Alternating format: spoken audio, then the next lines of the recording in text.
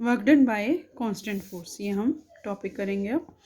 How is work, ये अभी हमने पढ़ा कि वर्क को कैसे डिफाइन कर सकते हैं। वर्क को हम ऐसे डिफाइन कर सकते हैं कि force is acting in the direction of displacement. ठीक है, अब हम दो केसेस डिस्कस करेंगे जिससे कि हम बता सकें कांस्टेंट फोर्स से क्या होता है।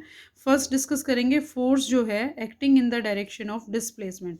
जो फोर्स है वो भी डिस्प्लेसमेंट की डायरेक्शन में काम करे। Let a constant force F जो है ये एक ब्रिक है, सॉरी ये हाँ ये एक ब्रिक है। F act on an object, let the object be displaced through a distance. ठीक है, एफ जो है एक इस पे काम कर रहा है और उसको थोड़ी दूर के लिए उसने डिस्प्लेसमेंट कर दिया है फॉर द डिस्प्लेसमेंट एस।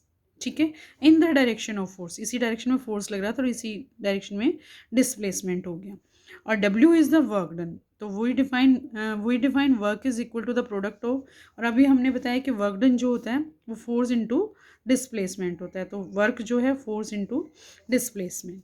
तो work done by force acting on equal to the magnitude of the force multiplied by the distance moved in the direction of force. ठीक है, ये अभी अभी आपको पता चल जाना चाहिए कि जो वर्क डन है बाय ए फोर्स वो उसी डायरेक्शन में है, और इसको हम F is equal to M in sorry W is equal to F into S हम करेंगे। F is the force and S is the distance. ठीक है, अगर हम फोर्स 1 न्यूटन ले रहे हैं और डिस्टेंस हमारा 1 मीटर है, तो work done by the force will be 1 newton metre. ठीक है, unit of work done is newton metre. तो अगर हम वर्क का यूनिट देखें तो वो न्यूटन मीटर आ गया, जिसको कि हम इक्विवेलेंट टू जूल मानते हैं। तो 1 जूल को हम कैसे डिफाइन करेंगे? The 1 joule is amount of work on an object when a force of 1 Newton displaces it by 1 meter along the line of action of force। Means हम 1 joule को क्या कहेंगे कि 1 जूल वर्क डन है जब किसी object पर 1 Newton force apply हुआ और उसने उस ऑब्जेक्ट को 1 मीटर डिस्प्लेस कर दिया। ठीक है, समझ में आया? तो एक एग्जाम्पल आप लोग ये देख सकते हो। A force of 5N is acting on an object, the object is displaced through 2 metre in the direction of force. If the force acts on the object all through the displacement, then work will be 5 newton into 2 metre is equal to 10 newton. ये देखो, ये एक brick है, brick के ऊपर 5 Newton force apply किया है, जिसकी वजह से ये जो है इतना इसने डिस्प्लेसमेंट शो किया 2 मीटर। अगर हम 5 फोर्स है एंड डिस्प्लेसमेंट है 2, तो अगर हम इन दोनों को मल्टीप्लाई करें तो ये हमारे पास 10 न्यूटन मीटर आता है, जिसको कि हम जूल भी कह सकते हैं। It is 10 joule. ठीक है, तो समझ में आ गया आपको? अब ये क्वेश्चन समझ लो। एक a force of 7N acts on an object, the displacement is से 8 metre in the direction of the force. Let us take it be the force acts on the through the object through the displacement. What is the work done in this case? मैं ये आपको करके दिखा देती हूँ कि इसको work done कैसे होगा। इसमें आप देखिए, आप लोगों को दिया गया है कि जो फोर्स है वो कितना दिया गया है। It is force is 7N। ठीक है, 7 न्यूटन। और डिस्प्लेसमेंट कितना दिया गया है? फोर्स को हमने F से डिनोट किया और डिस्प्लेसमेंट को हमने S से डिनोट किया, और डिस्प्लेसमेंट हमें दिया गया है 8 मीटर। ठीक है, what is the work done in this case? हमें वर्क डन निकालना है। वर्क डन हमने कैलकुलेट करना है W, and we know W is equal to F into S। तो work is equal to 7N into 8M is equal to 56 newton metre और 56 joule. ठीक है, न्यूटन मीटर को हम और जूल भी लिख सकते हैं। तो 56 जूल जो है वर्क डन हुआ है। ओके, और इसको आप फिगर से भी ऐसे देख सकते हो कि ये ब्रिक है, इस पर 7 न्यूटन का फोर्स अप्लाई किया गया, जिसकी वजह से इस पर 8 मीटर जो है डिस्प्लेसमेंट हो गया। ठीक है, अब हम सेकंड सिचुएशन पे आ जाते हैं। दूसरी सिचुएशन देखो, in which force and displacement are in the same direction. एक और सिचुएशन है जिसमें फोर्स और डिस्प्लेसमेंट जो है सेम डायरेक्शन में काम कर रहे हैं। एक बेबी जो है वो टॉय कार को पुल कर रहा है। The baby has exerted a force in the direction of displacement of the car. और जो बॉय है वो क्योंकि अपनी तरफ खींच रहा है तो वो डिस्प्लेसमेंट जो फोर्स है वो अपनी डायरेक्शन में अप्लाई कर रहा है, डिस्प्लेसमेंट की डायरेक्शन में अप्लाई कर रहा है। In this situation the work done will be equal to the product of force and displacement. ठीक है, ये आप डायग्राम देखो, सपोज करो ये बॉय है और ये टॉय कार है। ठीक है, इस टॉय कार पे वो फोर्स अप्लाई कर रही है 2N का, सपोज करो 2 न्यूटन का वो फोर्स अप्लाई कर रही है। और ये जो डिस्प्लेसमेंट शो कर रहा है, ये डिस्प्लेसमेंट शो कर रहा है 3 मीटर की। तो अगर हम इसका वर्क डन निकालने लेंगे तो it will be 2N into 3M, that will be equal to 6 newton metre और 6 जूल। ठीक है, ये सिचुएशन रहेगी। तो इस तरह से अगर होता है कि उसी डायरेक्शन में डिस्प्लेसमेंट है, उसी डायरेक्शन में फोर्स अप्लाई हो रहा है, then work done is said to be positive. तब हम इस वर्क डन को पॉजिटिव कहते हैं।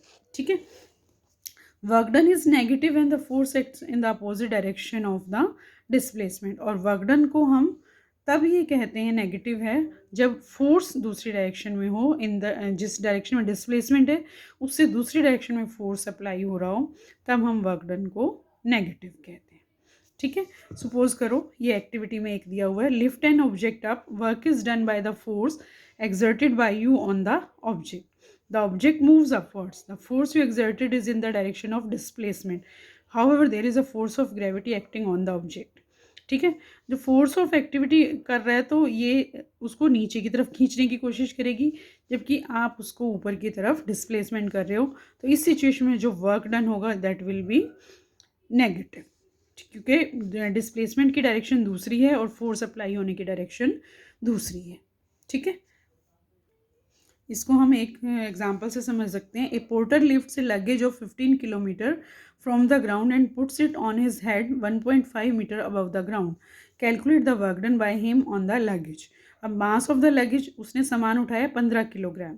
ठीक है, 15 किलोग्राम उसने मास उठाया है और उसने कितना ऊपर उठाया ग्राउंड से, 1.5 मीटर। ठीक है, तो वर्क डन कैसे होगा, वर्क डन होगा फोर्स जो है 15 kg इंटू 10 मीटर पर सेकेंड स्क्वेयर।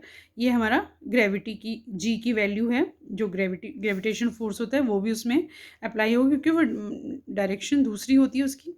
एंड 1.5 मीटर ऊपर डिस्प्लेसमेंट हुआ है। जब हमने इस सबको सॉल्व किया तो हमारे पास 225 जूल आए। ठीक है,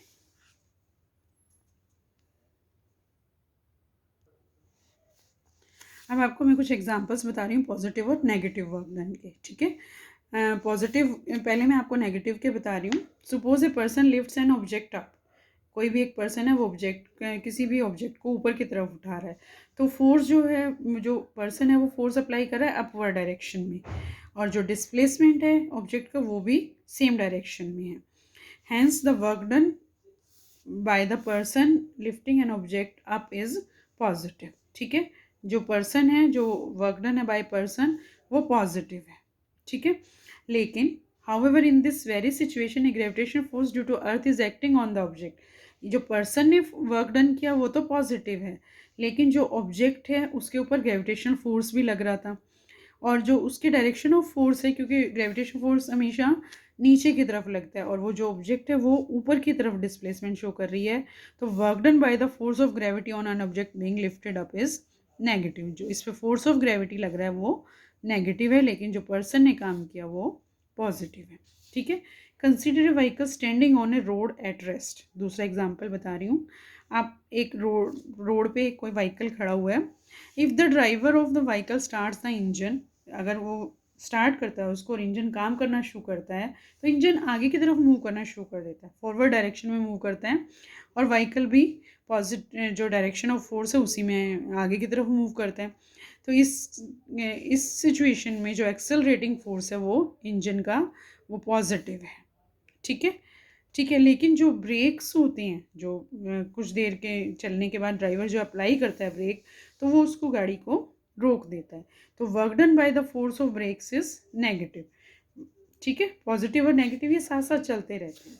ठीक है, थर्ड एग्जाम्पल है, consider the game of tug of war. Tug of war आपको पता है, जिसमें हम एक रॉप ले लेते हैं जिसको दोनों डायरेक्शन में पकड़ के, कुछ लोग एक डायरेक्शन में खड़े हो जाते हैं, कुछ लोग दूसरी, टीम होती हैं दो, जिसमें एक टीम जो है रोप को पुल करती हैं, अपनी तरफ खींचने की कोशिश करते हैं, in this game the work done by the winning team is positive. इसमें जो जीत जाता है उसका जो वर्क डन है वो पॉजिटिव है, क्योंकि उसने अपनी तरफ ही फोर्स लगाया और डिस्प्लेसमेंट भी उसकी तरफ ही आ गया।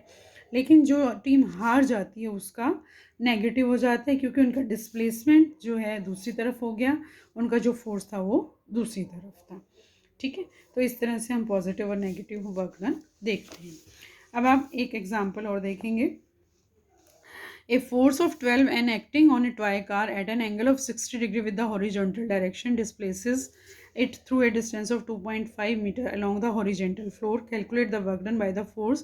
Is the work positive or negative? Given that cos theta cos 60 is equal to half.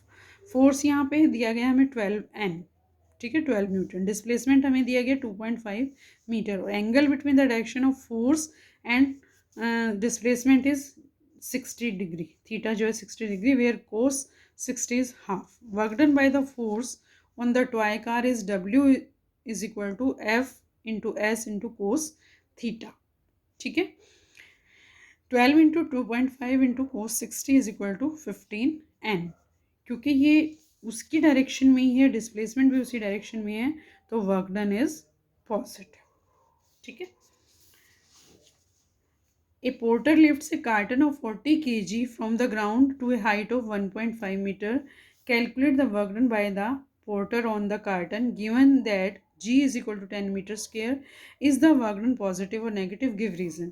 यहाँ पे पोर्टर ने 40 किलो का वजन उठाया है और डिस्प्लेसमेंट इतना की है, तो उसने जो मास है वो 40 kg है, वर्टिकल डिस्प्लेसमेंट इतना है, और जी जो है जो है ग्रेविटेशन फोर्स है उसकी वैल्यू ये होती है ग्रेविटेशन कांस्टेंट की।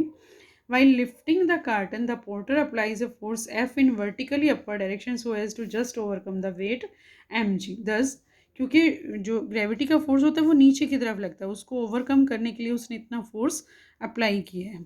तो work done is equal to F into S into cos theta. mgs is equal to 40 का जो है मास है, g इज इक्वल टू 10 है, और जो डिस्प्लेसमेंट है वो 1.5 है। क्योंकि इस यहाँ पे कोई एंगल नहीं है, कोस थीटा नहीं है, तो वो कोस उसकी वैल्यू 0 है। जब हमने इसको अप्लाई किया तो ये 600 जूल आ गया, और वर्क डन जो है पॉजिटिव है क्योंकि डिस्प्लेसमेंट भी डायरेक्शन ऑफ फोर्स में है। ठीक है।